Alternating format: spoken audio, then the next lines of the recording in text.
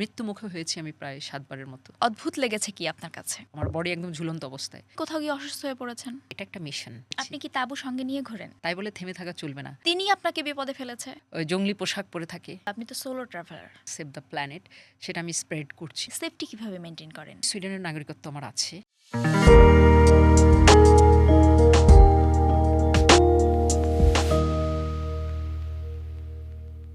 আপা, পতাকা নিয়ে ভ্রমণ করতে হবে কেন?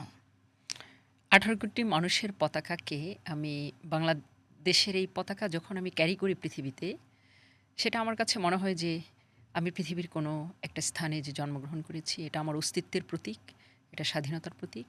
আমি যে একজন বাংলাদেশী, সেটাই আমি যেন বিশ্ব দরবারে তুলে ধরতে পারি আমার ভ্রমণের মাধ্যমে। সেজন্য আমি পতাকা বহন করি।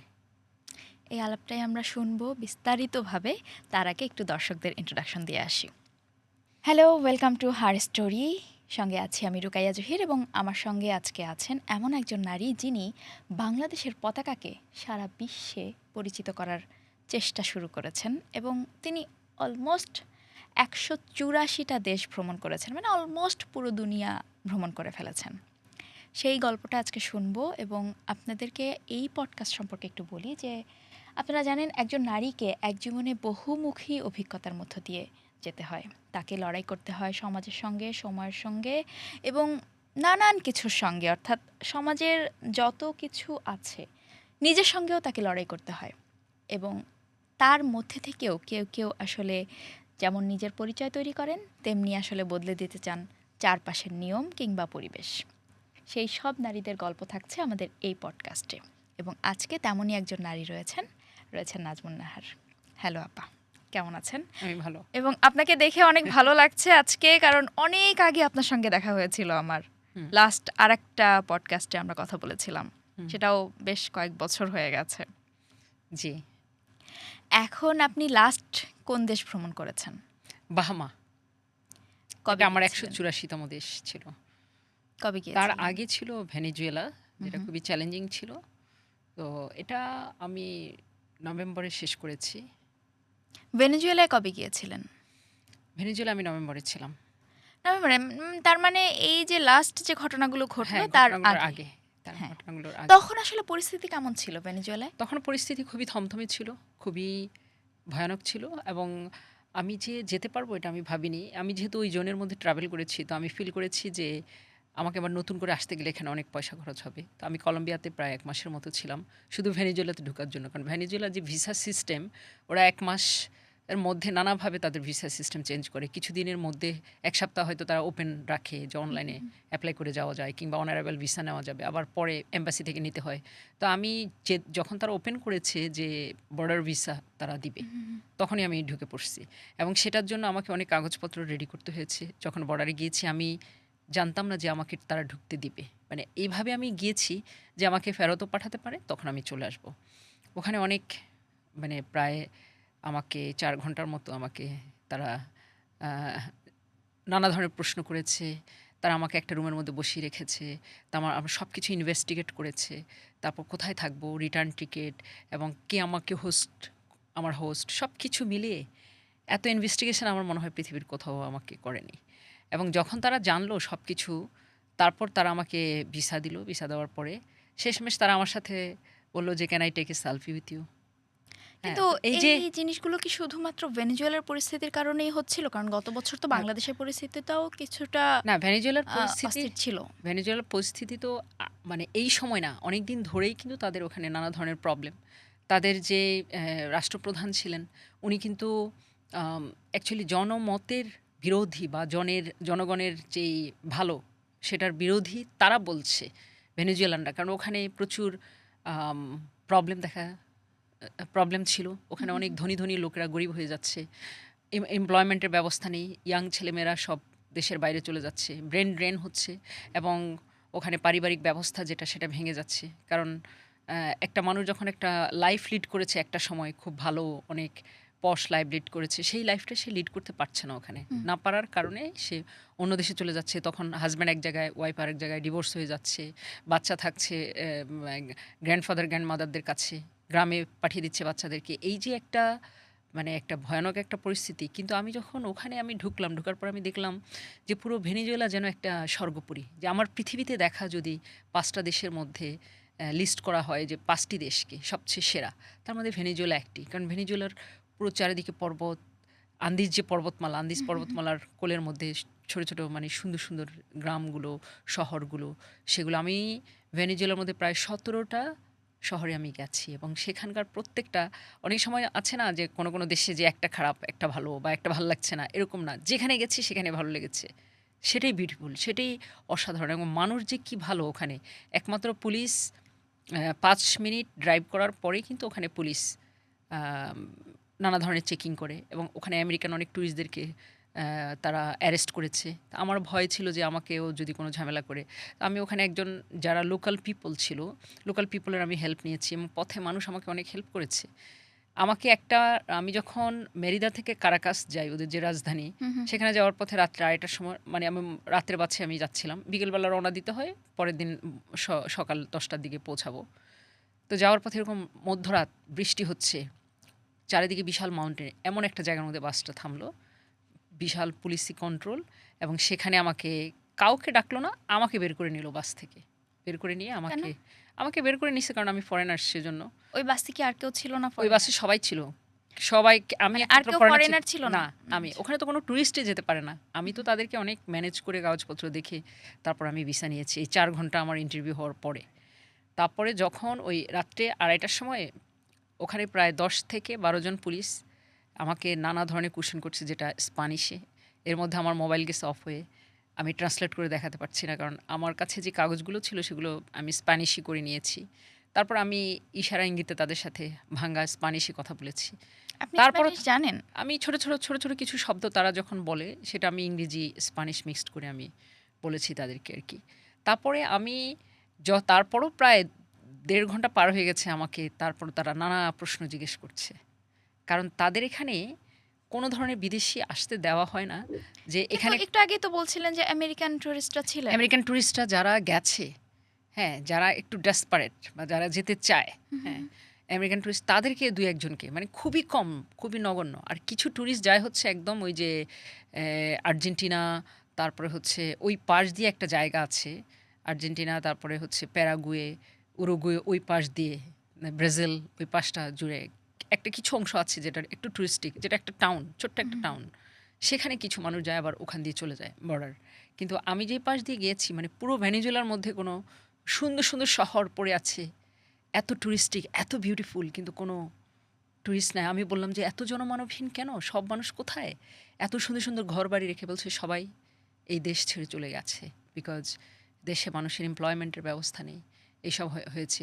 যখন আমাকে পুলিশ ওখানে আটক করার মানে ইয়ে করছে, আমার ভেতরে একটু মানে শঙ্কা জেগেছে যে যে আমি আমার তো ট্রু, আমি সমস্ত, এবং ওদের শহরে যখন আমি প্রথম পা দিয়েছি তখনই আমাকে নিয়ে একটা বিশাল বড় নিউজ হয়েছে ওদের লা নাসিওনে। সেটা আমাকে হেল্প করেছে। সেটা আমি যখন পত্রিকা দেখালাম ব্যাগের থেকে বের করে, যে দেখো আমি আপনি ট্রাভেলার। এই যে কোনো একটা শহরে গিয়ে পা রাখেন, তারপরে সেখানে আপনাকে নিয়ে নিউজ হয় বা সেখানকার রাষ্ট্রীয় যারা আছেন, অফিসিয়ালস যারা আছেন, কর্মকর্তারা, তারা আপনাকে কোথাও, কোথাও সংবর্ধনা দেয়, কোথাও, কোথাও তারা আপনাকে হোস্ট করে। হুম। তো এই জিনিসগুলো কিভাবে যোগাযোগ করতে হয়? মানে একজন টুরিস্ট যখন যাবে, সে আসলে কোন রাষ্ট্রের কার সঙ্গে যোগাযোগ করলে সে এই সুবিধাগুলো পাবে বা না, পেতে এটা পারে? তো অ্যাকচুয়ালি ধরো যখন এখন তো আমার একটা বিগ অ্যাচিভমেন্ট হয়ে গেছে। যখন আমি কোনো দেশে যাই, মানুষ যখন শুনে যে আমি এতগুলো দেশ ট্রাভেল করেছি, এটা তাদের কাছে খুব এক্সাইটিং হয়। মানে তারাই মানুষ কিভাবে লোকাল, শুনে? আপনি আমি তো কিভাবে ইয়থ জানান? হোস্টেলে, হ্যাঁ, আমি তো ইয়থ হোস্টেলে থাকি। হুম, হুম, যেমন আমি অনেক দেশে যখন ইয়থ হোস্টেলে থাকলে সেখানকার মানুষের সাথে কথা হয়, ওখানে অনেক তাদের লোকাল পিপল থাকে, রিসিপশন থাকে। হুম, হুম। হ্যাঁ, অনেক দেশের রিসিপশনে যারা যারা হোটেল মানে হোস্টেল ওনার ছিল, হোস্টেল ইয়থ হোস্টেল ওনার ছিল, তারাই খুব কিউরিয়াসিটি ফিল করে বলছে যে তুমি আমাদের দেশে একটা ইন্টারভিউ দাও, আমার ফ্রেন্ড আছে। হ্যাঁ, আমার ফ্রেন্ডকে আমি বলে দিচ্ছি। তখন তারা ফোন দিয়ে দেয়। তারা ফোন দিলে সাংবাদিক আসে, ইন্টারভিউ করে। ইন্টারভিউ হওয়ার পরে অনেক মানুষ তখন কিউরিয়াসিটি ফিল করে, তারা তখন তাদের সাথে সাংবাদিকের সাথে যোগাযোগ করে তখন তারা আম আমার সাথে কনট্যাক্ট করে। যেমন সাউথ সুদানে যখন আমি গেছি তখন আমার ইন্টারভিউ এরকম হয়েছে আমার সাথে। আবার যখন আমি ১০০তম দেশ যখন আমি ভ্রমণ করেছি, জাম্বিয়া ডেইলি মেলে বিশাল বড় করে ইন্টারভিউ হয়েছে। তো আমার পাশে একটা মেয়ে আমার আম মানে সহযাত্রী ছিল। তার খালা একজন জার্নালিস্ট। হুম। সে আমার সাথে অনেক কথা বলতে প্রায় ৫৪ ঘন্টা আমরা একসাথে ট্রাভেল করেছি। আমরা তানজানিয়া থেকে জাম্বিয়া পর্যন্ত আসছি ৫৪ ঘন্টা জার্নি করে। তো সেখান থেকে তার সাথে আমার একটা খাতির হয়ে গেছে। সে আমাকে তার খালার সাথে পরিচয় করায় দিল। সেই হচ্ছে আমাকে বলল যে সে জাম্বিয়া ডেইলি মেইলের মানে ফিচার স্টোরি রাইটার আরকি। তারা এই ধরনের স্টোরিগুলোকে খোঁজে। যখন ওখানে ইন্টারভিউ হলো, তখন ওখানকার যে জাম্বিয়া সরকারের গভর্নর যে উনার চোখে পড়ল এবং এত বড় করে স্টোরি ছাপা হয়েছে পুরো পাতা জুড়ে যে তারা বলেছে যে, "তুমি তো শুধু বাংলাদেশের নও, তুমি আমাদেরও। তোমার ইতিহাস আমরাও স্মরণ করে রাখতে চাই আমাদের এখানে।" তখন তারা আমাকে ওখানে একটা সংবর্ধনা দিয়েছে। এই দেশগুলো তো মূলত কৃষ্ণাঙ্গদের অধ্যুষিত দেশ। জাম্বিয়া তানজানিয়া, জাম্বিয়া যা বলছিলেন আপনি। হুম। তো এই ধরনের মানুষদের সঙ্গে মিশতে গিয়ে কালচারাল শক বা কোনো শক লাগেনি? না, আমার কাছে খুব ইন্টারেস্টিং লেগেছে। কোনো শক লাগেনি। শক বলে কোনো কিছু নেই। সবকিছু বিস্মিত হওয়া অর্থাৎ মানে রহস্য, অভিভূত হওয়া। সবচেয়ে হ্যাঁ, বেশি বিস্ময় লেগেছে কি? বিস্ময় লেগেছে পৃথিবীর বিস্ময় লাগার মতো অনেক কিছু আমার কাছে ছিল। আফ্রিকার মধ্যে আমার কাছে নামিবিয়াতে খুবই বিস্ময়কর মানে নেচার আমার কাছে খুবই বিস্ময়কর লাগে। তারপরে হচ্ছে পৃথিবীতে অনেক লম্বা মানুষ দেখেছি। হ্যাঁ, সে কত লম্বা? কত ফুট? অনেক কত লম্বা। ফিট? যেমন আমার মনে হয়েছে যে আমি একটা মানে আমার থেকে মানে ডবল এরকম মানুষ আমি দেখেছি। আপনিও তো বেশ লম্বা। হ্যাঁ, তা আপনার উচ্চতা এখন কত? আমার উচ্চতা ৫ ফিট ৬.৫। হুম, তো আপনিও তো বেশ লম্বা। তো আপনার থেকে ডাবল যদি হয়, আমার ডাবলের আমরা কাছাকাছি। ধরতে পারি ডাবল না মানে ডাবলের 11 কাছাকাছি। ফিট। হ্যাঁ। না ডাবলের কাছাকাছি। মানে এমন মানুষ আমি দেখেছি যে আমি অবাক হয়ে গেছি যে আমার তাকিয়ে থাকতে এবং সেটা ছিল মারিয়া গালান্তে। একটা ক্যারিবিয়ান দ্বীপপুঞ্জের মধ্যে একটা দ্বীপ আছে। সেই দ্বীপের একটা টেরিটরি আছে যেটার নাম হচ্ছে মারিয়া গালান্তে এবং চারিদিকে পানি, পাহাড় এবং তার মধ্যেই ওই মানুষগুলোর বসবাস। আরেকটা দেখেছি তারা কি সিভিলাইজড? হ্যাঁ, সিভিলাইজড। তারা খুব কালচারাল। তাদের ওখানে অনেক মিউজ হয়। আশেপাশে যে দেশগুলো আছে যেমন ডমিনিকা, তারপরে সেন্ট লুসিয়া, ওখান থেকে মানুষ ওখানে যায় ফেস্টিভ্যাল করার জন্য। যে ওদের রিজনাল যে ফেস্টিভ্যালগুলো ওই জায়গার তাদের মধ্যে হয়। উচ্চতা কেমন গড়? ওদের উচ্চতা প্রায় আনুমানিক আম প্রায় ৮-৯ ফিট হবে। My goodness! হুম। মানে এখনো এ ধরনের মানুষ হুম। পৃথিবীতে হ্যাঁ, এক্সিস্ট পৃথিবীতে আছে। করে এবং মঙ্গোলিয়াতে আছে প্রচুর লম্বা মানুষ মঙ্গোলিয়াতে। মঙ্গোলিয়াতে যখন আমি গেছি, আমি প্লেনের মধ্যে যখন উঠেছি তুরস্ক থেকে, তখন সব মঙ্গোলিয়ানরা তুরস্ক থেকে ওখানে উঠেছে। মানে কোন এরিয়ার মানুষরা এরকম লম্বা বেশি? আপনার কাছে কি মনে হয় যে সবচেয়ে আ সবচেয়ে আমার কাছে লম্বা মনে হয়েছে মারিয়া গালান্তে। হ্যাঁ। আর আর একটু আর এ কম মঙ্গোলিয়ান লম্বা কোন দিকে? মঙ্গোলিয়ান মঙ্গোলিয়ান কিছু মানুষ আছে তাদেরকে দেখে তারা শুধু লম্বা না, তারা খুবই হেলদি এবং আমার কাছে মনে ফিট? হয়েছে আমি কোনো ডিফারেন্ট প্ল্যানেটের ভিতরে মনে হচ্ছে যে আমি ওই প্লেনের ভিতরে মানে হচ্ছে আমার মনে হচ্ছে আমি কি কোনো অন্য জগতে চলে এসেছি কিনা। সব মানুষ অনেক উঁচু, অনেক লম্বা এবং খুব হেলদি মঙ্গোলিয়ান লোকজন। এই জায়গাটা থেকে ট্রান্সফর্ম মানে এশিয়ার আমাদের এদিকের মানুষ তো অত বেশি লম্বা হয় না। হ্যাঁ, তো এই এখানে তো ট্রান্সফর্মটা মিক্সড। কোথা থেকে শুরু হয়েছে? না ট্রান্সফর্ম তো আসলে বিভিন্ন আমাদের এইসব রিজন তো আপনার তাজিকিস্তান, উজবেক, মঙ্গোলিয়ান যে আফগান, ইরান, ইরাক ওই সাইড থেকে অ্যারাবিয়ান যে সাইডটা আছে পোর্শনটা আছে ওই সাইড থেকে পার্সিয়ান পোর্শনের অনেক অংশ কিন্তু আমাদের এখানে এসেছে। মঙ্গোলিয়ান এসেছে। আমরা তো অ্যাকচুয়ালি মিক্সড জাতি যে মিশ্রণ আমাদের এখান থেকে ভারতীয় তারপরে এই উপমহাদেশের সব কিছুই আমাদের এই জাতির মধ্যে বাঙালি জাতির মধ্যে রয়েছে। সারা পৃথিবীতে মিশ্রণ রয়েছে। যেমন আপনি যখন ক্যারিবিয়ান দ্বীপপুঞ্জে যাবেন সেখানে আফ্রিকান আমাদের মতো লোক আছে ওখানে। যেমন সুরিনামে কিন্তু আমাদের মতোই লোকজন সব। হ্যাঁ। সুরিনামে তারপরে হচ্ছে আপনার গায়ানাতে ওখানে তো প্রচুর আফ্রিকানদেরকে দাস হিসাবে নিয়ে গেছে বহু বছর আগে থেকে। তো সেই তাদের যে ট্রান্সফরমেশন সেটা হয়েছে ওই যে জাহাজে করে ৪৭-৪০-এর দশকে তখন তাদেরকে যখন এখান থেকে নিয়ে গেছে সেই জিনিসটা আপনার ধরেন খুব ইন্টারেস্টিং। সেখানে মিশ্রণ হয়েছে কালো সাদা মিক্সড তারপর হচ্ছে আপনার ব্রাউন বিভিন্ন কালারের যে মানুষের ট্রান্সফরমেশন যেটা এটা তো অ্যাকচুয়ালি পুরো পৃথিবী জুড়ে ছড়িয়ে গেছে।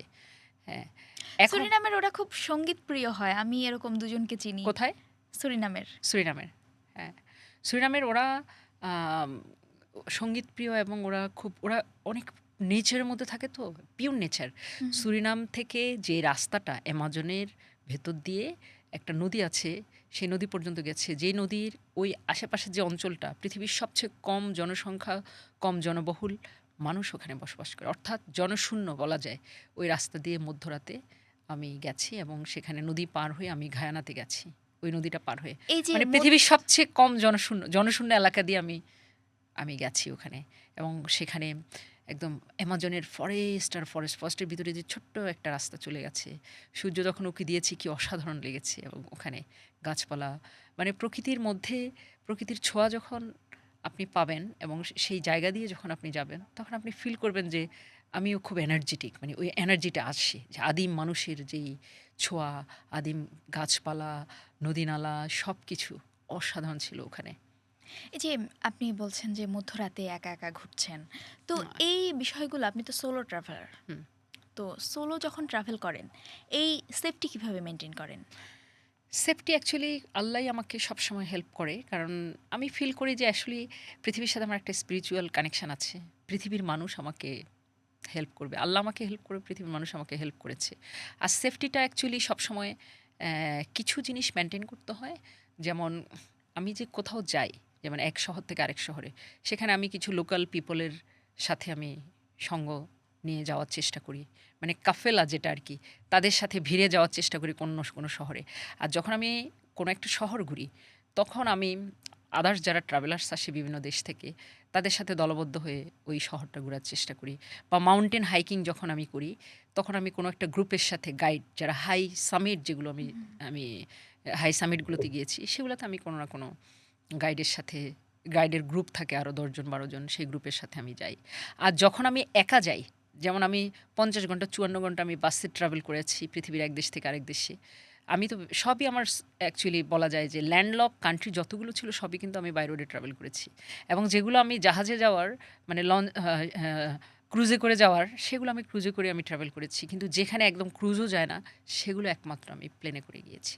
আ এয়ার এয়ার এত হ্যাঁ। কম ব্যবহার করার কারণ কি? এয়ার কম ব্যবহার করার হচ্ছে আমি তো এনভায়রনমেন্ট নিয়ে আমি সারা পৃথিবীতে এনভায়রনমেন্টাল যে মেসেজ যেটা সেভ দ্য প্ল্যানেট সেটা আমি স্প্রেড করছি সারা পৃথিবী জুড়ে। তো আমি নিজে যদি সচেতন হই তাহলে পৃথিবী সচেতন হবে। আর বাই রোডে ট্রাভেল করার মধ্যে ৩ টা জিনিস খুবই ইম্পোর্টেন্ট। সেটা হচ্ছে যে একটা হচ্ছে বাজেট ট্রাভেল, আরেকটা হচ্ছে পৃথিবীকে খুব কাছ থেকে দেখা। অর্থাৎ পৃথিবীর মানে আদিম জনগোষ্ঠী থেকে শুরু করে বা গ্রামীণ জনগোষ্ঠী থেকে শুরু করে একদম শহরের মানুষের জীবনযাত্রা যেটা। আমি কোনো একটা গ্রামে গিয়ে আমি থাকি ২ দিন, আবার আরেকটা শহরে যাই, আবার আরেকটা টাউনে যাই। এভাবে করে একটা মানে আপনি দেশে ভেঙে, ভেঙে ট্রাভেল হ্যাঁ, হ্যাঁ। করেন। মানে একটা দেশে দিয়ে আমি বাইরে ডিরেক্ট হ্যাঁ, কোথাও হ্যাঁ। যান না। আমি একটা দেশে বর্ডার দিয়ে ঢুকি।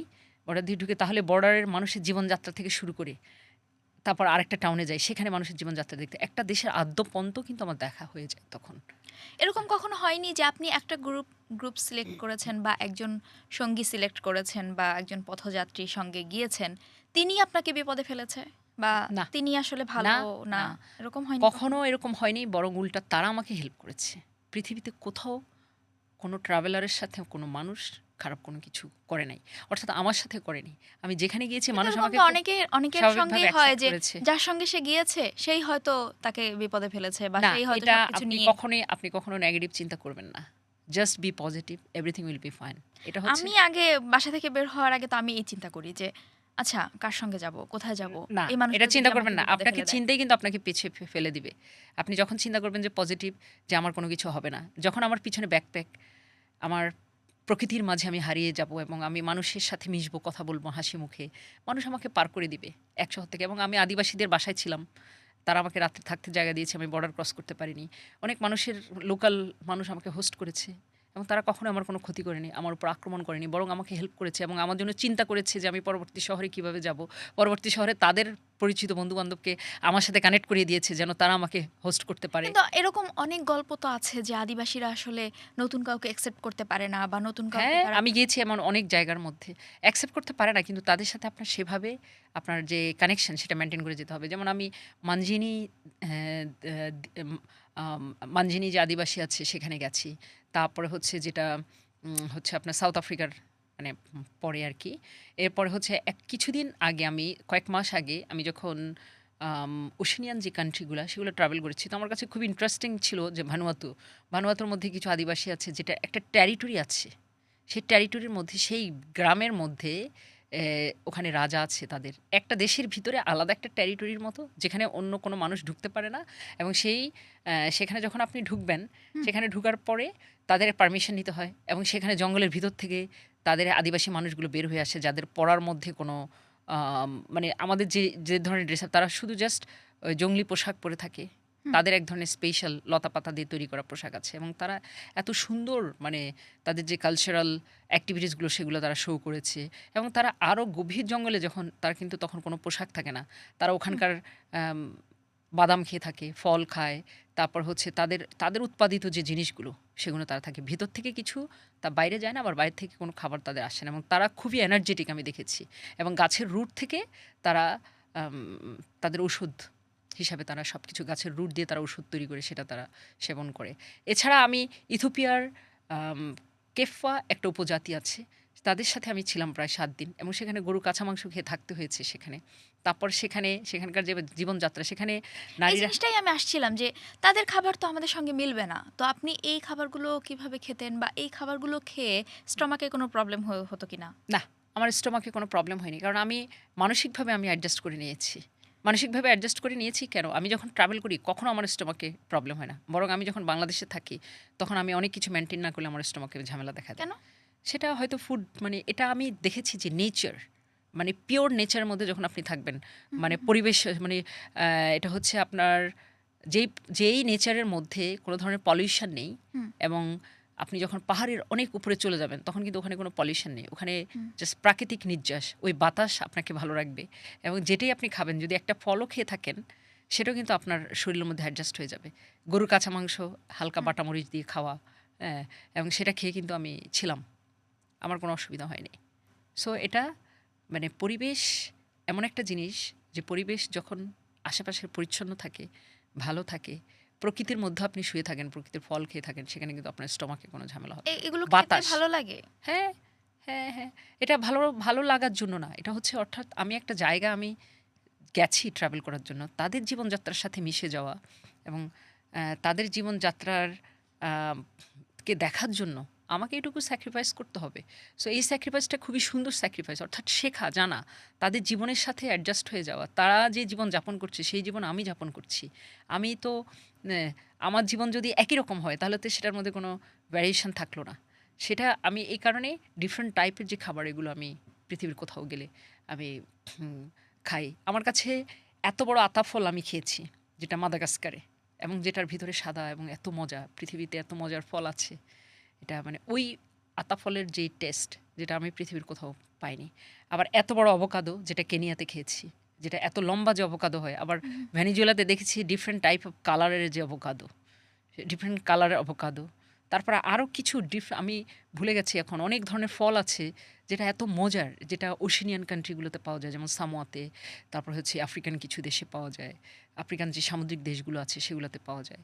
এরকম কাঁচা আর কি কি খেয়েছেন? গরুর মাংস, তা এই টাইপের আর কি? কাঁচা মানে অনেক খাবার আছে যেটা হয়তো আমি খেতে পারছি না, কিন্তু আমাকে বাঁচার জন্য তখন খেতে হয়েছে। কাঁচা যেমন আমি আম, কলা ফ্রাই করে খাওয়া, এটা খেয়ে আমি প্রায় ৩ মাসের মতো ছিলাম।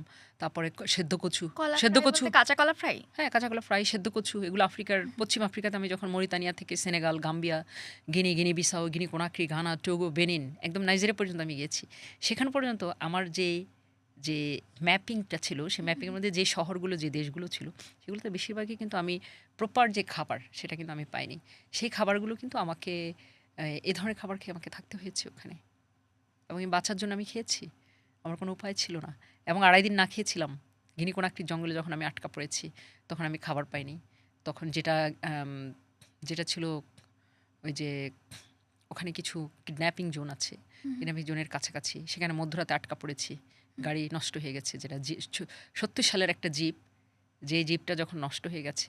একাই ছিলেন? আমি একা ছিলাম না, আমার সাথে আরও ৫ জন প্যাসেঞ্জার ছিল যারা ওখানকার লোকাল, মানে ওই দেশের ছিল। এবং যখন গাড়ি নষ্ট হয়ে গেছে রাত্রে ৩টার সময়, জঙ্গলের ভিতরে, একদম জঙ্গলে মাটির যে রাস্তা, মাটির রাস্তা দিয়ে যাচ্ছে, কোথাও গর্ত, উঁচু নিচু, একবার গাড়ি পড়ছে একটা জায়গার মধ্যে, আবার একটা চাকা উপরে উঠছে, আবার আরেকটা চাকা নিচে পড়ছে গর্তের মধ্যে। সেই যে ভঙ্গুর পথ যেটা, সেটা অতিক্রম করতে হয়েছে। তা আমি ভেবেছি হয়তো দ্রুত পৌঁছে যাবো, তো চোখটা লেগে আসছে, হঠাৎ করে ড্রাইভার বলছে যে গাড়ি নষ্ট হয়ে গেছে, আর যাবে না। কারণ ওটা বারবার খোলে আবার বন্ধ করে, চাবি ড্রাইভার দিয়ে, কি চাবি দিয়ে ট্রাস্টেড ছিল? চাবি দিয়ে, হ্যাঁ, লোকাল ড্রাইভার ওখানকার। ভয় লাগেনি যে এই ড্রাইভার কোনো ইচ্ছে না, করে বিপদে না, ফেললো না, কিনা? না, না, না, ইচ্ছে করে কেন বিপদে ফেলবে? মানুষকে আসলে কি, আমরা নেগেটিভ যত চিন্তা থেকে দূরে থাকতে পারি ততই ভালো। মানে আপনি নেগেটিভ চিন্তা বাদই দিবেন। পৃথিবীতে আমাকে একমাত্র রক্ষা করবে আল্লাহ। আর আমার ইচ্ছে শক্তি যদি থাকে, আমি যদি ভালো থাকি, আমার এক্সপ্রেশন যদি ভালো হয়, মুখে হাসি থাকতে হবে, ভালো ব্যবহার করতে হবে মানুষের সাথে। তখন কিন্তু কখনো মানুষ কোনো বিপদে ফেলবে না। খারাপ মানুষও কিন্তু ভালো হয়ে যায় তখন। তারপর আমি ওখানে এই আটকা পড়ার পরে ৩.৫ ঘন্টা আমি পথ, আমাকে ড্রাইভার বলেছে, "তুমি এখানে কিডন্যাপিং জোন, এখানে তোমার বিপদ হতে পারে। তুমি জঙ্গলের ভেতর দিয়ে হাঁটো।" আর আমার সাথে যারা লোকাল ছিল, তারা কিছু বসেছিল ওখানে। একজন আমার পিছন দিয়ে, ২ জন আমার পিছন দিয়ে আসছে। অ্যাম তা আমি জোরে হাঁটছি তো, আর তাদেরকে আমি হারায় ফেলছি এই জঙ্গলের ভিতর দিয়ে। একটা লাঠি নিয়েছি, লাঠি দিয়ে জাস্ট জঙ্গলটা সরাচ্ছি, যদি কোনো কিছু থাকে, বন্য প্রাণী-টাণী যেন সরে যায়। তো আমি যাচ্ছি জঙ্গলের ভিতর দিয়ে, আকাশে তারা। এবং তখন আমি ফিল করেছি যে আমার বাবা সবসময় বলতেন যে, "আসবে পথে আঁধার নেমে, তাই কি রে তুই রইবি থেমে, বারবার জ্বালতে হবে হয়তো বাতি জ্বলবে না, তাই বলে থেমে থাকা চলবে না।" এই যে কথাগুলো, এগুলো কিন্তু আমার ভেতরে গেঁথে গেছে। কতক্ষণ হাঁটলেন সেখান থেকে? ৩.৫ ঘন্টা। তারপরে ৩.৫ ঘন্টা হাঁটার পরে আমি একটা আদিবাসীর বাসা খুঁজে পেলাম। তখন একটু সকাল হচ্ছে। হুম, সেখানে একটা কাঠের টুকরা ছিল। আমি প্রচণ্ড ক্লান্ত। অলরেডি ২ দিন না খাওয়া। আমি হুম। ভেবেছি যে পথে কোনো খাবার পাবো। কিন্তু পথে কোনো খাবার ছিল না। শুধু ফরেস্ট আর ফরেস্ট। ওই ২ দিন ওখান থেকে বের হওয়ার চেষ্টা করেননি? না, যখন আমি ওই আদিবাসীর বাড়িতে আমি যখন কিভাবে বের হওয়ার চেষ্টা করব? আমি তো পথেই কেটে গেছি আমার প্রায় ১.৫ দিনের মতো। হাঁটলাম, ২ দিন হয়ে গেল। সকালবেলা যখন ওখানে গিয়ে থামলাম, ওখানে গিয়ে থামার পরে ওখানে একটা কাঠের টুকরো ছিল, ওখানে জাস্ট শুয়ে পড়লাম। তখন প্রচণ্ড পানির তৃষ্ণা। আমার কাছে যে পানি ছিল, একটু খেজুর-টেজুর ছিল, ওটা সব শেষ হয়ে গেছে। তারপর কি রাখেন আপনি এই যে স্পেশাল একটু মোমেন্টের জাস্ট জন্য লাইক হয়তো আমি একটু সাথে কি খেজুর রাখেন? খেজুর রাখি, পানি আর খেজুর। এটাই আমার মানে ট্রাভেলের মধ্যে আমার থাকে। তারপর যখন ওই আদিবাসীর বাসার সামনে গেছি, সে একটু ভয় পেয়ে গেছে হুম। আমাকে দেখে। তা আমার হাতে বাংলাদেশের পতাকা এরকম বাঁধা ছিল। হ্যাঁ? একটা বড় পতাকা আমার এখানে গলার মধ্যে বা হাতের মধ্যে বাঁধা থাকে। আমি তাকে উঁচু করে বলছি যে, "আমি বাংলাদেশ থেকে আসছি। তুমি আমাকে কিছু করো না। হ্যাঁ? আমি ট্রাভেল করছি। আমি খুব এখানে অ্যাক্সিডেন্ট হয়েছে গাড়ি। সেজন্য আসছি এখানে।" তখন সে আমাকে ওয়েলকাম করলো যে ভেতরে যাওয়ার জন্য। তো আমি যখন উঠে ভেতর ঢুকলাম, দেখলাম যে একটা দোলনার মতো। সেটার মধ্যে সে ঘুমায়। নিচে পাথর, ছোট পাথর, শনের একটা ছোট্ট ঘর, চারিদিকে মাটি। এবং তখন বললাম যে, "আমাকে একটু পানি দাও।" সে বলছে, "আমার এখানে পানি নেই। প্রায় ৬ কিলোমিটার এখান থেকে হাঁটতে হবে পানির জন্য।" তাহলে উনি কি খান? ওরা ওই যে ৬ কিলোমিটার এরকম হেঁটে গিয়ে পানি নিয়ে আসে। ওই মুহূর্তে পানি ছিল না। তারপরে একটা হোয়াইট অরেঞ্জ আমাকে সে দিয়েছে গাছের থেকে।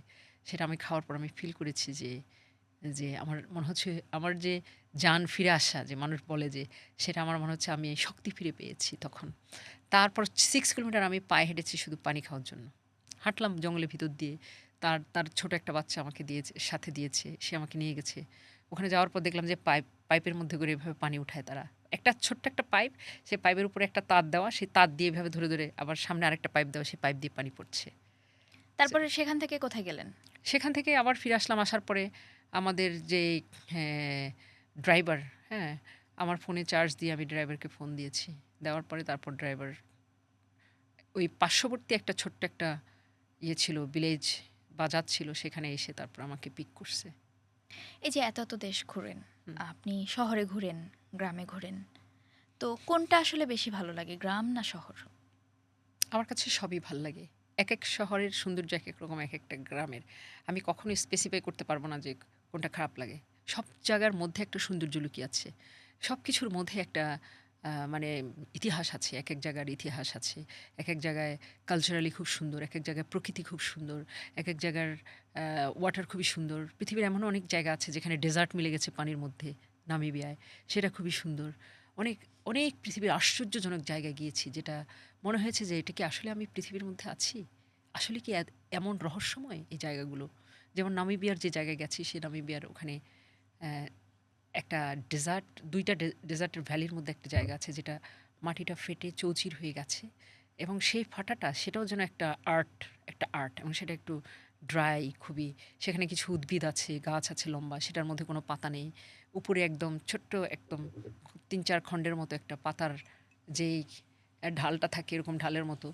তো সেটাও আমার কাছে মনে হয়েছে সেটাও একটা সৌন্দর্য। তারপর সেখানে একটা ডেজার্টের ভ্যালি মিশে গেছে পানির মধ্যে। সেখানে ফ্লামিঙ্গোজ উঠছে, আকাশে চাঁদ। আমি তাঁবুর চেনটা খুলে দেখছি যে চাঁদের আলো আমার মুখে এসে পড়েছে। যে পৃথিবীতে কোথাও যেন কেউ নেই। মনে হচ্ছে যে আমি ফিল করেছি যে পৃথিবীর যে অপার সৌন্দর্য, এটা তখন আমি ফিল করেছি। আপনি কি তাঁবু সঙ্গে নিয়ে ঘোরেন? তাঁবু যখন আমি ক্যাম্পিংয়ে যাই, হ্যাঁ, তখন ওই কখনো, কখনো আমি তাঁবু সাথে নিয়ে যাই, ছোট আরকি। টেন্টের মতো ছোট্ট আমি ভাঁজ করা থাকে। আবার কোনো, কোনো জায়গায় আমি যখন যাই তখন সেটা ইয়ে থাকে, ওই যে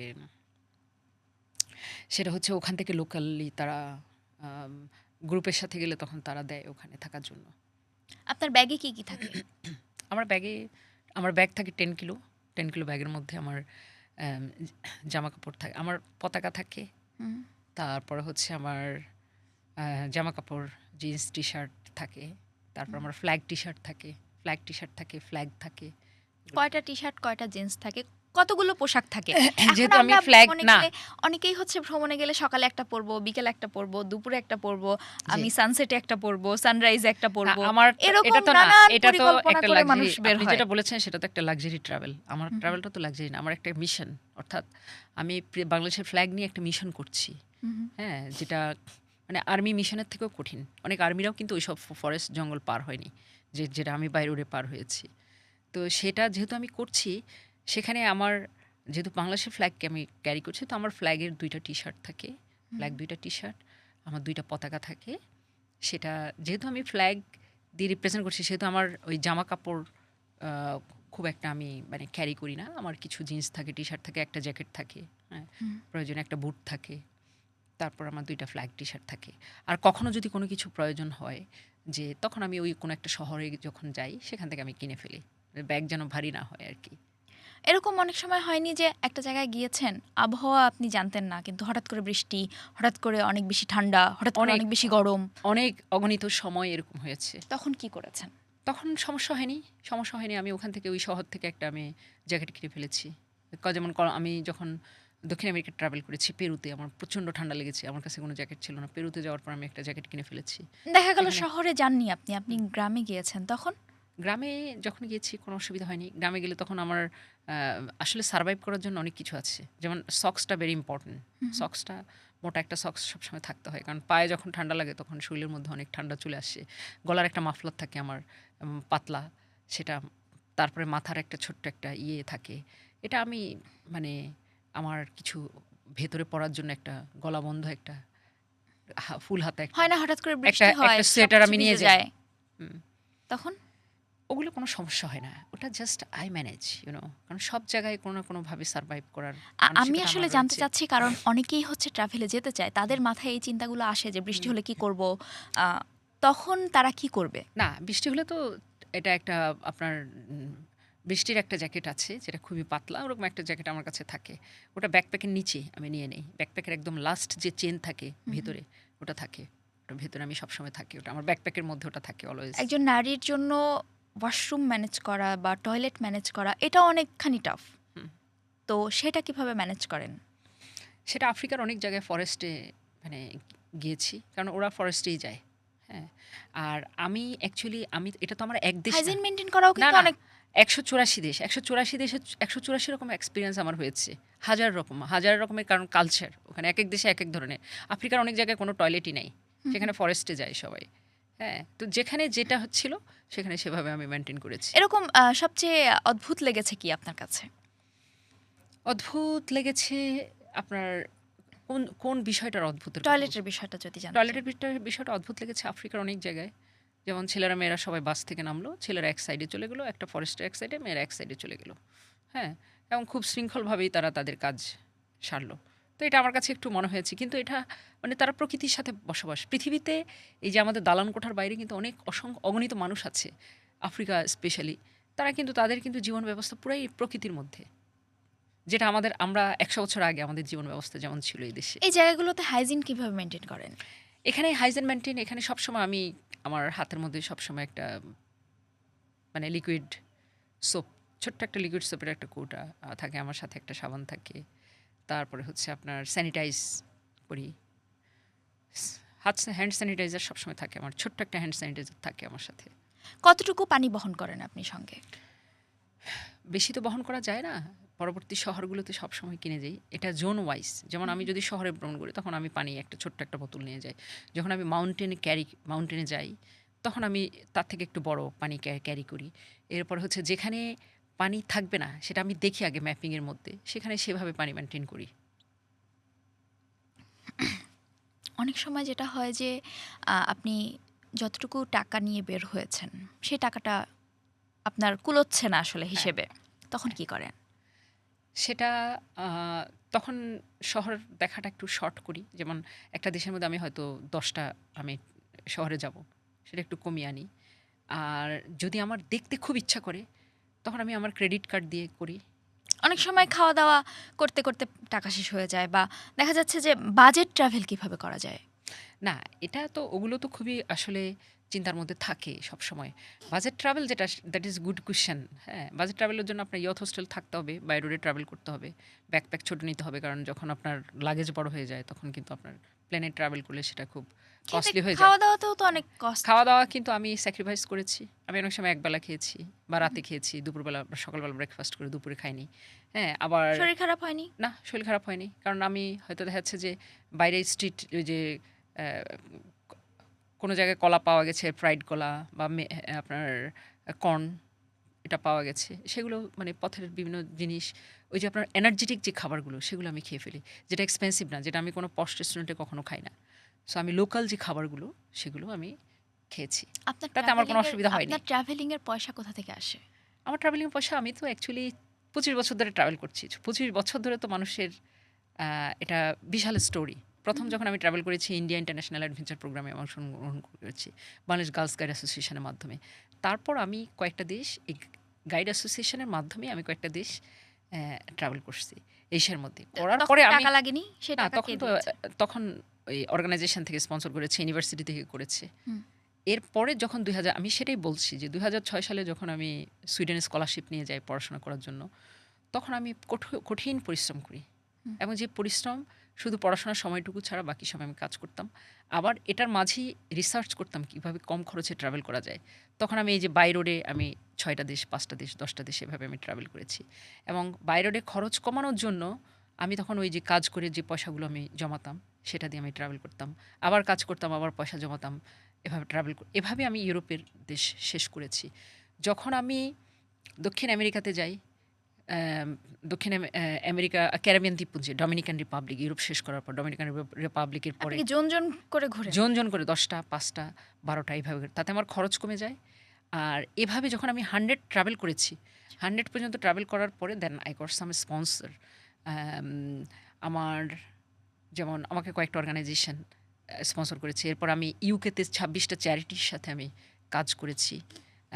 যখন আমার অ্যাক্টিভিটিস দেখেছি, কিছু স্পন্সর তারা নিজের থেকে এগিয়ে এসেছে আমাকে স্পন্সর করার জন্য। টেলিভিশনে যখন আমাকে হুম, হুম। দেখেছে, তাদের ব্র্যান্ডিং করেছি আমি। তারপর বাংলাদেশের কয়েকটা অর্গানাইজেশন আমাকে স্পন্সর করেছে। তাদের গুডউইল অ্যাম্বাসেডর হিসেবে আমি কাজ করেছি। এখন তারপর কোনো অ্যাম্বাসেডর হিসেবে কাজ করছেন কোন অর্গানাইজেশনের সঙ্গে? কোন অর্গানাইজেশন? এই মুহূর্তে আমি কোনো অর্গানাইজেশনের সাথে আমি কাজ করছি না। এখন আমি জাস্ট কয়েকটা অর্গানাইজেশনের সাথে আমার চুক্তি হবে। মানে হুম, তাদের সাথে আমার কথাবার্তা চলতেছে। হ্যাঁ? আমার নেক্সট ট্রাভেলে যাওয়ার জন্য। আপনি কি সো ট্রাভেলিংটাকেই পেশা হিসেবে নিয়েছেন? এটা অ্যাকচুয়ালি পেশা নয়, এটা একটা মিশন। হুম, হুম। হ্যাঁ, হ্যাঁ। পেশাটা হচ্ছে ডিফারেন্ট। হ্যাঁ? পেশাটা হচ্ছে একটা ডিফারেন্ট। এটা হচ্ছে আমার একটা বিস্তর একটা মিশনকে কমপ্লিট করা বাংলাদেশের পতাকা নিয়ে। হ্যাঁ? আর পেশাটা হচ্ছে জাস্ট কাজ করা। হুম, হ্যাঁ? হুম, কাজ করা। কারণ পেশাটা যেমন আমি একজন রিসার্চার হিসাবে আমি কাজ করেছি ইউরোপিয়ান ইউনিয়নের যে প্রজেক্টগুলো। আ ই ইউরোপের আর পেশাটা হচ্ছে এটার থেকে একটা ইনকামের চিন্তা করা। আমার এই ট্রাভেল থেকে তো আমার কোনো ইনকাম নাই। এটা হচ্ছে আমি বাংলাদেশকে রিপ্রেজেন্ট করা সারা এটা তাহলে এটা আপনার আমার একটা ইনকাম নাই, হিউম্যানিটেরিয়ান। আপনার জীবন চলে কিভাবে? হ্যাঁ, সেটাই তো আমি তোমাকে বলছি যে আমি তো কাজ করেছি। আমি তো কাজ করেছি আ আ আ বিভিন্ন অর্গানাইজেশনের সাথে রিসার্চার এখন তো হিসেবে। আপনার হ্যাঁ, এখনো জীবনযাপনের একটা খরচ আছে, এখনো পারিবারিক একটা খরচ হ্যাঁ, আছে, হ্যাঁ, সেটা হ্যাঁ। কিভাবে হয়? সেটাই তো এই যে বিভিন্ন জায়গায় যাই, বিভিন্ন টেলিভিশনে স্পিচ দিলে তোমার মাসে ৳১,০০,০০০ চলে আসে। আমি স্পিকার হিসেবে কাজ করছি। বিভিন্ন জায়গায় স্পিচ দিতে গেলে আমাকে হুম। রেমুনেশন দেয়। সেটা থেকে আমার টাকা আসে।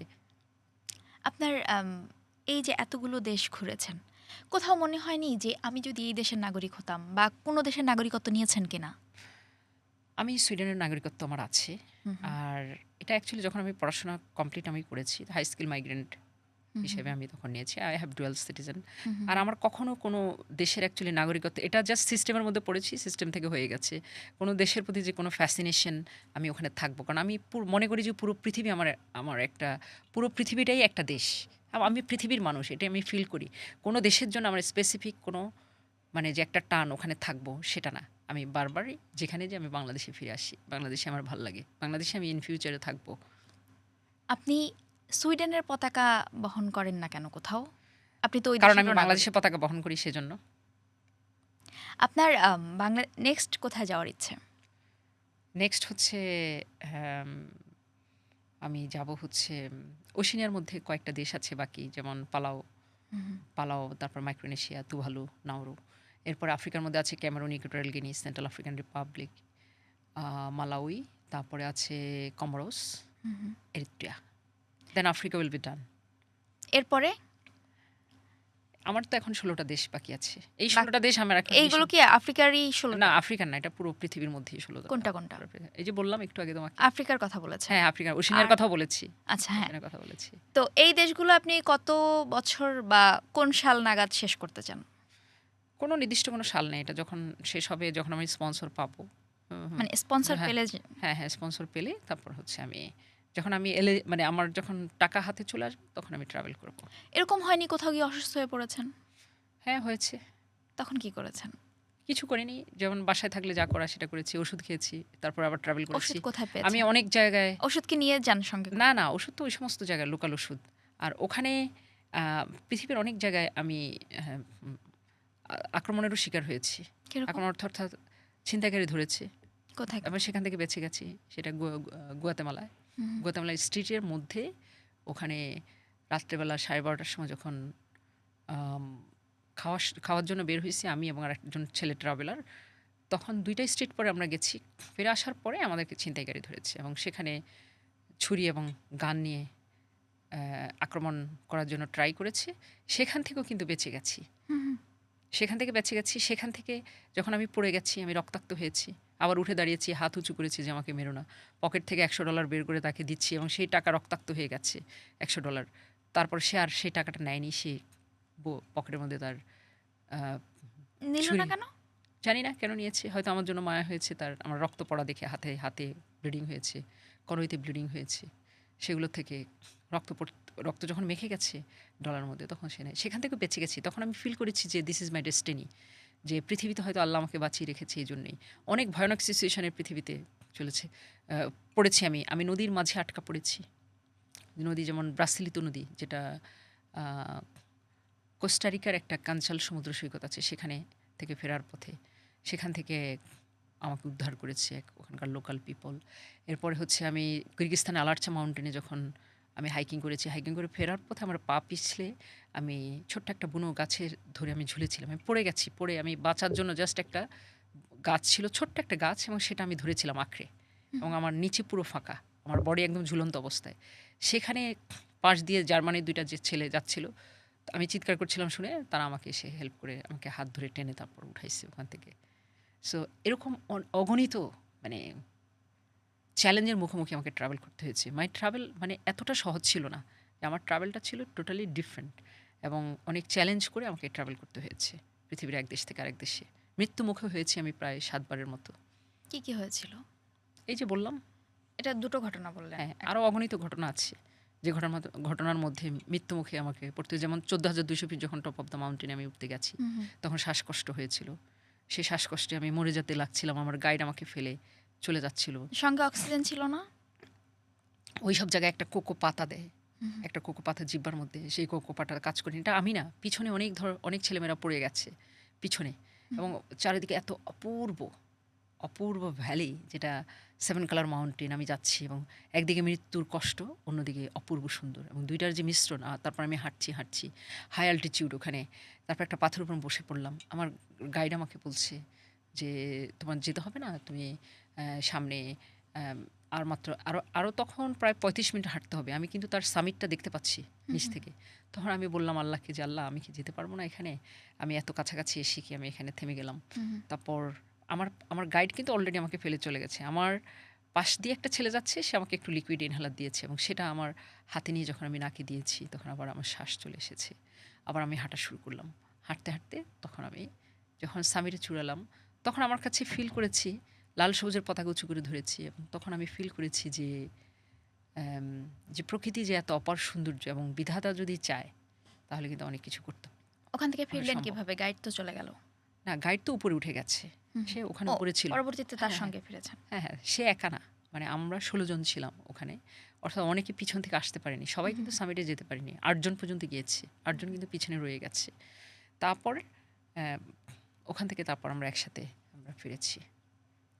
এই যে এতগুলো দেশ ভ্রমণ করছেন, মেয়েদের তো অনেক ধরনের প্রবলেম হয়। মেয়েদের মান্থলি একটা পিরিয়ড হয়। তো এই টাইমটাতে কিভাবে ভ্রমণ করেন বা সেফটি কিভাবে এনশিওর করেন?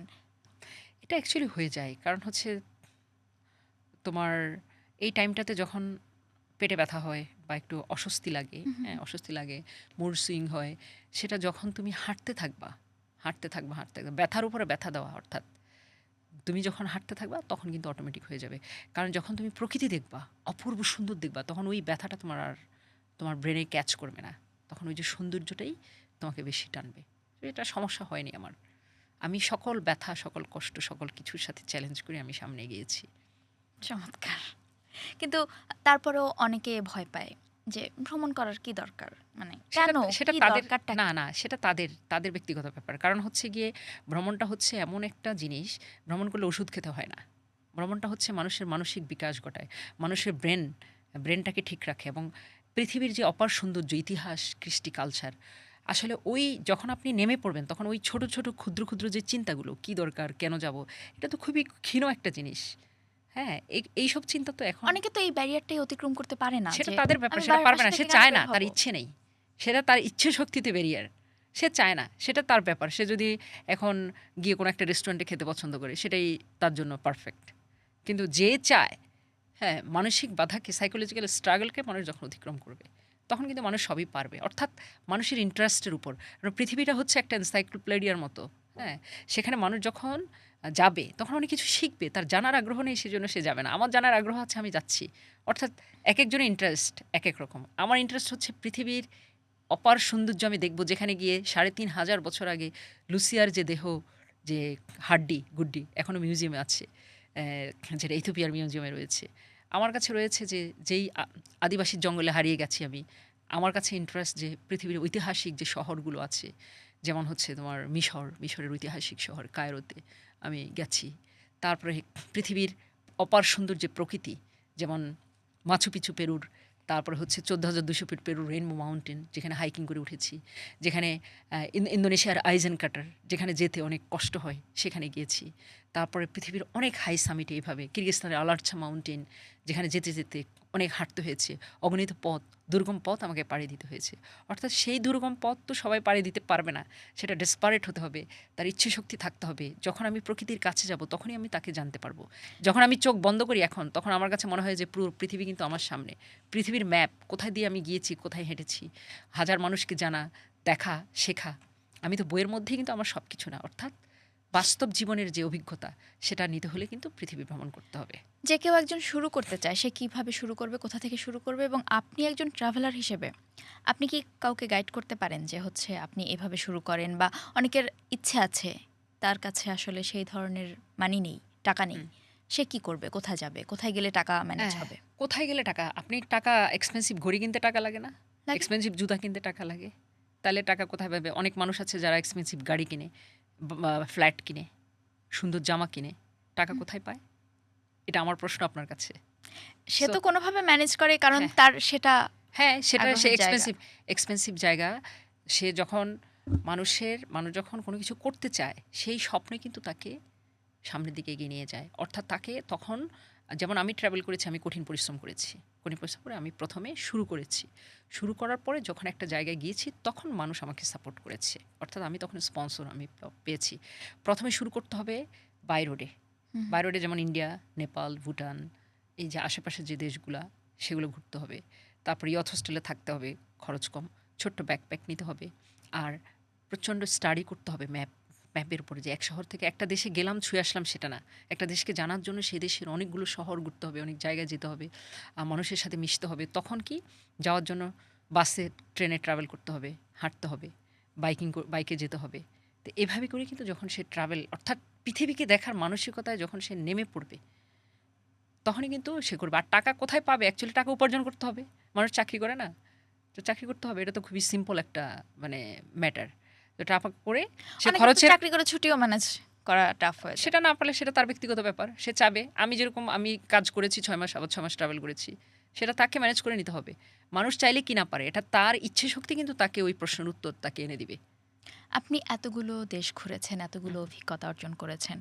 সেগুলো দিয়ে আপনি বলছিলেন যে পাবলিক স্পিকিং করেন। হুম, কিন্তু হুম। এর বাইরে ডকুমেন্টারি বা ভবিষ্যতের জন্য কিছু করে যেতে চান কিনা? বা ডেফিনিটলি আমি একটা বই লিখছি। হুম, আমার হুম। যে বইটা এটা আগামী প্রজন্মের জন্য আমার একটা দলিল। অর্থাৎ আমি যেই পথে আমি ট্রাভেল করেছি, কিভাবে ট্রাভেল করেছি, ওখানকার আর্থসামাজিক অবস্থা, ওখানকার মানুষের জীবন ব্যবস্থা, ওখান থেকে যেন আমার মৃত্যুর পরেও যেন মানুষ এই বই উল্টালে যেন জানতে পারে যে এখানে লিখিত রয়েছে ওই পৃথিবীর ওই জায়গাগুলো। আমি যেভাবে ট্রাভেল করেছি সেই ম্যাপিং করেও যদি কেউ চায় সেভাবে সে ট্রাভেল করতে সে পারবে। এটা আগামী প্রজন্মের জন্য এটা আমার থাকবে। আর আমি একটা ফাউন্ডেশন করতেছি যেটা অলরেডি অ্যাকচুয়ালি আমি সারা পৃথিবী জুড়ে তো আমি কাজ করছি, যেটার কোনো আপনার ধরেন ফর্মিং অর্গানাইজেশন যেটা নেই। কি, কি সে কাজ করছেন? সেটাই যে হিউম্যানিটেরিয়ান গ্রাউন্ডে আমি কাজ করছি।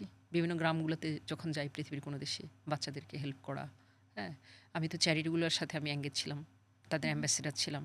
সেই অ্যাম্বাসেডার হিসাবে তারা আমাকে পাঠাইছে বিভিন্ন গ্রাম, যেমন পাকিস্তান, আফগানিস্তান, তারপরে হচ্ছে মাদাগাস্কার, এই সমস্ত যে স্লাম এরিয়াগুলোতে সেগুলো বাচ্চাদেরকে হিউম্যানিটেরিয়ান গ্রাউন্ডে তার একটু হেল্প করা, তাদের চিকিৎসার জন্য, তাদের খাবারের জন্য এবং তাদের এডুকেশনের জন্য। অনেক দেশে ভিসা পেতে প্রবলেম হয়। আমাদের বাংলাদেশি পাসপোর্ট তো অত বেশি শক্তিশালী না। তো সেক্ষেত্রে কি আপনাকে সুইডেনের পাসপোর্ট হেল্প করে? অ্যাকচুয়ালি আমি তো শুরু করেছি প্রথম বাংলাদেশি পাসপোর্টেই। হ্যাঁ, এবং শেষও করবো বাংলাদেশি পাসপোর্ট দিয়ে। মাঝে ধরেন হয়তো এমন কিছু দেশ আছে যেখানে বাংলাদেশি পাসপোর্টে আমি যদি ভিসা নেই, সেটা ভিসা ফিটা বেশি। হুম, হুম, হুম। তখন আমি সুইডেনের পাসপোর্টটা আমি ব্যবহার করি ভিসা ফির জন্য। হুম, হুম, হুম। আবার অনেক জায়গায় দেখা যাচ্ছে সুইডেনের পাসপোর্টে নিলে প্রচুর ভিসা ফি হাই। হুম। 18 সাল পর্যন্ত, 17 সাল পর্যন্ত তো আমি বাংলাদেশি পাসপোর্টেই আমি ঘুরেছি। আমার আমেরিকা, কানাডার ভিসা ছিল। আমি সুইডেনে পড়াশোনা করতে গেছি। আমার পুরো ইউরোপ আমি ট্রাভেল করেছি। আমেরিকা, রাশিয়া থেকে শুরু করে বাংলাদেশি পাসপোর্টে তো আমার পৃথিবীর সব শক্তিশালী দেশ রয়েছে। আফ্রিকার কিছু অঞ্চল আছে যেখানে বাংলাদেশি পাসপোর্টে কোথাও ভিসা ফ্রি মাত্র $35 লাগে। আবার ইউরোপিয়ান পাসপোর্টে লাগে আপনার $300 ভিসা মানে নেওয়ার জন্য। তখন আমি এটাতে নিই। আবার কোথাও আছে যে বাংলাদেশি পাসপোর্টে দক্ষিণ আমেরিকাতে আমার ভিসা ফি অনেক এক্সপেন্সিভ, সেটাতে সুইডেনের পাসপোর্টে আমার ভিসা ফি মানে ফ্রি কিংবা কম। শুধু এই যে টাকাটাকে মিনিমাইজ করার জন্য সামটাইম আই ইউজ দ্যাট। এই টাকাটা আপনি ভিসা ফি ছাড়া আর কোথায়, কোথায় মিনিমাইজ করেন বা কিভাবে হ্যাঁ, করেন? কোথাও আপনি অনলাইন। বলছিলেন বাসে ট্রাভেল করেন। হ্যাঁ, এছাড়া আর কি উপায় আছে? বু- আম, মানে এই যে ট্রাভেলিং এর টাকা মিনিমাইজ করা, হুম, তার জন্য আপনি বাসে ট্রাভেল টাকা, করেন। হ্যাঁ, আরও পথ আছে। যেমন আপনার হাইফাই রেস্টুরেন্টে খেলে সেটা তো টাকা যাবে। হুম, লোকাল হুম, হুম। ফুড খেতে হবে যেটা এনার্জি দিবে, যেমন ডিম, কলা, তারপরে হচ্ছে আপনার ধরেন ওদের লোকাল কোনো খাবার যেটা আমাকে এনার্জি দিবে কিন্তু আমার খরচ কম হবে। আরেকটা হচ্ছে ইয়থ হোস্টেলে থাকা, কোচ সার্ফিংয়ের মাধ্যমে থাকা। পৃথিবীর অনেক দেশ আছে যেখানে কোনো পয়সা লাগে না থাকতে। যেমন আমার বাসায় একটা রুম আছে, আমি বাইরের থেকে হয়তো কোরিয়া থেকে একটা মেয়ে আসলো, তাকে আমি হোস্টিং করলাম। এটা হচ্ছে আমার দেশকে দেখানোর জন্য তাকে। এরকম পৃথিবীর অগণিত জায়গায় আমাকে হোস্টিং করেছে। নামিবিয়াতে আমি একটা মেয়ের সাথে ছিলাম, যে নামিবিয়া ইউনিভার্সিটির টিচার সে। তারপরে তাদের সাথে কোচ সার্ফিংয়ে তারা তাদের প্রোফাইল আসছে, সেটা চেক করে ওই দেশের মধ্যে কে আছে সেটা চেক করে তখন আমি তাদেরকে ইমেল করি যে আমি আসতে চাই। হ্যাঁ, তখন তারা আমাকে হোস্ট করে। আবার তারা যদি তাদের কোনো হেল্প লাগে, আমি অন্য কোনো দেশে আমার কোনো কোচ সার্ফিংয়ের কোনো ফ্রেন্ড থাকলে এইরকম তাদেরকে কোনো হোস্টিং গ্রুপ করার আছে জন্য বা হেল্প করি। কোনো এটাই তো অনলাইন বলছি, কোনো? এটাই তো কোচ সার্ফিংয়ের মাধ্যমে। আচ্ছা, আচ্ছা। এটাই হচ্ছে এই গ্রুপ, কোচ সার্ফিং গ্রুপ। ওকে। তো আপনি যে এই যে এত, এত দেশ যাচ্ছেন, মানুষ আসলে বাংলাদেশ সম্পর্কে কি জানতে চায়? বাংলাদেশ সম্পর্কে জানতে চায়, বাংলাদেশের প্রকৃতি, বাংলাদেশের ইতিহাস কেমন। হ্যাঁ, তা বাংলাদেশ সম্পর্কে আফ্রিকাতে বেশিরভাগই ক্রিকেট নিয়ে খুব তারা কিউরিয়াস। হুম, হুম, হুম। ক্রিকেটের কথা আফ্রিকানরা তারা জানে। দক্ষিণ আমেরিকাতে যখন আমি গেছি, স্পেশালি ক্যারিবিয়ান দ্বীপপুঞ্জে, তারা তো বাংলাদেশের ক্রিকেটের জন্য তারা পাগল। তারা সাকিব আল হাসান, মাশরাফি এদেরকে বলে তারা চিৎকার করে যখন আমি বাংলাদেশের ফ্ল্যাগ কোথাও তুলে ধরি, হুম, হুম, তারা হুম। চিৎকার করে। এভাবে করেছে অনেক জায়গায়। যেমন আমি জাস্ট যখন অ্যান্টিগুয়া অ্যান্ড বারবুদা গিয়েছি লাস্ট ট্যুরে, আমি এরকম একটা বিচের পাড়ে, সিবনি বিচ, সেখানে দাঁড়িয়ে আমি ফ্ল্যাগ দিয়ে ছবি তুলতেছি। পিছন থেকে দৌড়ে কয়েকটা লোক চলে এসে বলে সাকিব আল হাসান বলে চিৎকার করছে। হ্যাঁ, তো বাংলাদেশকে যারা চিনে তারা এভাবেই চিনে, আর যারা চিনে তারা অনেক সময় আসলে জানে যে আমাদের দেশে প্রচুর গরিব, বন্যা। তারা অনেকে জানে যে বাংলাদেশ ইন্ডিয়ার একটা অঙ্গরাজ্য। অনেকে আমাকে প্রশ্ন করেছে ইন্ডিয়ার অঙ্গরাজ্য, এটা উত্তর দিতে অনেক দেশের মধ্যে আমি খুব ফেড আপ হয়েছি এবং আমি খুব কষ্ট পাই যখন আমি দেখি যে কারো মুখে যে আমাদের দেশ সম্পর্কে এই ধরনের ধারণা করছে তাদেরকে ইন্ডিভিজুয়াল। আপনি কিভাবে বোঝান বা হ্যাঁ, কিভাবে আমাদের দেশে নিজেকে তুলে ম্যাপে ধরেন? ম্যাপে দেখাই। হুম, ম্যাপে দেখায়। আর অ্যাকচুয়ালি আমি যখন ইন্টারভিউ দেই পৃথিবীর কোনো দেশে, তখন বাংলাদেশের পতাকাসহ ছবি ওখানে পাবলিশড হয়। এটা একটা বাংলাদেশের প্রচারণা হয়। আরেকটা হচ্ছে ওখানে যখন যাই তখন বাংলাদেশের কথা বলি, বাংলাদেশের ইতিহাস, সংস্কৃতি আমাদের এগুলোর কথা করি। আর যখন পাবলিক স্পিকিং করি কোনো দেশে, সেটাও বাংলাদেশ সম্পর্কে আমি একটা প্রেজেন্টেশন দিই, বাংলাদেশের ভিডিও ছবি দেখাই, বাংলাদেশের কথা বলি। অনেকগুলো পুরস্কার পেয়েছেন আপনি। কোন পুরস্কারটা সবচেয়ে নিজের কাছে মনে হয় যে এটা আমার জীবনের একটা অর্জন? আর কি পেতে চান? পৃথিবীতে প্রতিটা সম্মাননাই আমার জন্য খুবই গুরুত্বপূর্ণ। তার মাঝে কিছু সম্মাননা ডেফিনিটলি খুবই প্রেস্টিজিয়াস ছিল। যেমন পিস টর্চ বিয়ারার অ্যাওয়ার্ড, যেটা Mikhail Gorbachev, Nelson Mandela, mother Teresa পেয়েছে। সো সাউথ এশিয়ার মধ্যে এটা আমিও পেয়েছি, যেটা আমেরিকা থেকে দিয়েছে। ওটা পৃথিবীর অনেক দেশের রাষ্ট্রপ্রধানরা ওটা পেয়েছে। আর এছাড়া অনেকগুলো ইংল্যান্ডে পেয়েছি স্পেশাল অ্যাওয়ার্ড, তারপর অনেক জায়গায়। আর যত পুরস্কারই পাই সেটা ডেফিনেটলি আমার অ্যাচিভমেন্টকে আমাকে আমাকে মানে এনকারেজ করা হবে। সব পুরস্কারই আমার কাছে মূল্যবান। আমার ওরকম স্পেসিফিক কোনো স্বপ্ন নেই যে আমাকে আমার এটা পেতে হবে। আমি যে পৃথিবী ভ্রমণ করেছি এটাই আমার কাছে সবচেয়ে বড় অ্যাওয়ার্ড। তবে ইচ্ছে আশা তো আছে আরও ভালো কিছু পাওয়ার, বা দেশের ভ্রমণের বাইরে দেশের নিজেকে কোথায় দেখতে চান বা কি করতে চান? এখানে উম, ভ্রমণের বাইরে ভ্রমণটাই আমার জীবন। পৃথিবীর শেষ দেশ পর্যন্ত যেতে চাই। আর পৃথিবী তো টেরিটরি কিছু কান্ট্রি আছে, আরও ৫০টা দেশ, ২০০-র পর আরও ৫০টা দেশ সেটা ট্রাভেল করবো, টেরিটরি কান্ট্রিগুলো। আরেকটা প্ল্যান আছে যে আমি অ্যাকচুয়ালি হিউম্যানিটেরিয়ান ফর্ম দিয়ে একদম ফাউন্ডেশন ক্রিয়েট করে বাংলাদেশের যারা অসহায় গরিব বাচ্চা আছে তাদেরকে সাথে নিয়ে কাজ করা, তাদের জন্য কাজ করা, humanitarian environment and child education, এটার উপর কাজ করা। আপনার ব্যক্তিগত জীবন সম্পর্কে একটু যদি জানতে চাই, আপনি এখন আপনার পরিবারে কে আছে? আপনি প্রেম করেছেন কিনা, বিয়ে করেছেন কিনা? প্রেম তো এটা হিউম্যান বিং, সবার জীবনে প্রেম আসবে। আপনার জীবনে তো প্রেম এসেছে, তাই না? নিশ্চয়ই। সবার জীবনে প্রেম এসেছে, তো প্রেম এসেছে অগণিতবার। হুম। আর আমার সাথে পৃথিবীর সাথে একটা মহাপ্রেম যেটা, সেটা হয়ে গেছে। সেই মহাপ্রেমের কাছে হিউম্যান বিংয়ের যে প্রেম সেটা অ্যাকচুয়ালি টিকতে পারেনি। আর যেহেতু পৃথিবীর এক জায়গা থেকে আরেক জায়গায় গিয়েছি, পৃথিবীর এটা আমার একটা স্পিরিচুয়াল কানেকশন হয়ে গেছে আমার জীবনের সাথে। সো ওটাই আমার কখনো কাছে কোনো মহাপ্রেম। মানুষকে মনে হয়নি যে এই মানুষটাকে আমি বিয়ে করি বা হ্যাঁ, এরকম হ্যাঁ, হয়নি? তারপর অসংখ্যবার মনে হয়েছে। অসংখ্যবার মনে হয়েছে এটা, যে হয়তো পৃথিবীর কোনো একটা জায়গায় গেলাম, একটা খুবই সুন্দর একটা মানুষকে দেখলাম, যে আল্লাহ এত সুন্দর একটা মানুষ, এই ছেলেটাকে যদি আমি, এত সুন্দর ছেলেটা, ইস, একে যদি আমি বিয়ে করতে পারতাম, এটা মনে হয়েছে। কিন্তু সেটা মনের ভিতরে রয়ে গেছে। আবার যখন কারোর সাথে পরিচয় হয়েছে তখন দেখা যাচ্ছে হয় তার গার্লফ্রেন্ড আছে, নতুবা তার বিয়ে হয়ে গেছে, যাকে আমার পছন্দ হয়েছে সেরকম। আবার যাদের সাথে পরিচয় হয়েছে হয়তো ২-৪ দিন কথা হয়েছে, বা তাদের সাথে হয়তো একই হোস্টেলে পাশাপাশি আমরা ছিলাম, পরিচয় হয়েছে। সেরকম অনেকের সাথে পরিচয় হয়েছে, একই বাসে ট্রাভেল করেছি ২ দিন, পরিচয় হয়েছে, গল্প হয়েছে। এরপর সে এক শহরে চলে গেছে, আমি আরেক শহরে চলে গেছি। বাংলাদেশের কাউকে মনে হয়নি যে আচ্ছা এবার আমি বিয়ে করি, সংসার করি? সেটা অ্যাকচুয়ালি ঘটেনি। সেটা ছোটোবেলায় টিনেজ লাইফে ছিল। হুম। টিনেজ লাইফে যখন ছোট ছিলাম তখন প্রেম হয়েছে। এখন আর ইচ্ছে হয় না বিয়ে করার? ডেফিনেটলি যদি কখনো হয়ে যায়, এটাকে আমি অ্যাকচুয়ালি স্ট্রিক্ট কোনো পজিশনে রাখিনি। যদি হয়ে যায়, যদি জীবনে কেউ এসে যায় বা কাউকে ভালো লেগে যায় আমার, তখন করে ফেলবো। আর যদি নাও হয় তখন সেটা এমন হবে কি না। কখনো আর বিয়ে হয়েছে করতে মনে? হবে এমন কোনো কথা নেই। কারণ হচ্ছে বিয়েটা হচ্ছে এটা পার্ট অফ দ্য লাইফ। হ্যাঁ, বিয়েটা অ্যাকচুয়ালি এত রেস্ট্রিক্টেড আমার মনে হয় করা উচিত না। কারণ একটা মানুষের জীবনে বিয়ে ছাড়াও তো অনেক কিছু আছে করার মতো। বিয়েটা মানে গতানুগতিক যে জীবন, এই জীবনেই যে থাকতে হবে তা নয়। যেমন আল্লাহ আমাকে নির্ধারণ করেছে পৃথিবী ভ্রমণ করার জন্য। আল্লাহ আমাকে নির্ধারণ করেছে এই জীবনে ফ্রি সিঙ্গেল থেকে পৃথিবীকে দেখার জন্য। সো এটা আল্লাহ জানে, আল্লাহ ভালো বলতে পারবে। সন্তানের মা হতে ইচ্ছে করে না? অবশ্যই, ওয়াই নট? এটা কার না ইচ্ছা করে? আমি ডেফিনেটলি আমার ইচ্ছা আছে যে আমি একটা বাচ্চা অ্যাডপ্ট করব ফিউচারে। হুম হুম। আমার পৃথিবী ভ্রমণ শেষ হলে বা সময় সুযোগ আমি যখন ফিল করব যে আমি এখন ফ্রি আছি বা আমি আই নিড সামওয়ান, তখন। তখন তো তাকে অনেক সময় দিতে হবে। তখন আপনি হ্যাঁ, সময় দিতে হবে। পৃথিবী ভ্রমণ শেষ হলে তারপরে? হ্যাঁ, হ্যাঁ। আমাদের বাসায় কিন্তু অ্যাডপ্ট বাচ্চা আছে। আমার সিস্টার একটা বাচ্চা অ্যাডপ্ট করেছে। সো আমরা ইউজড টু। তো এই যে পরিবার গঠন করা, আপনার কি মনে হয় ভ্রমণ যারা আসলে সাংসারিক, আমার কাছে মনে হয় যে এই জায়গাটা কি ভ্রমণের জন্য ব্যারিয়ার হয়ে যায়? না।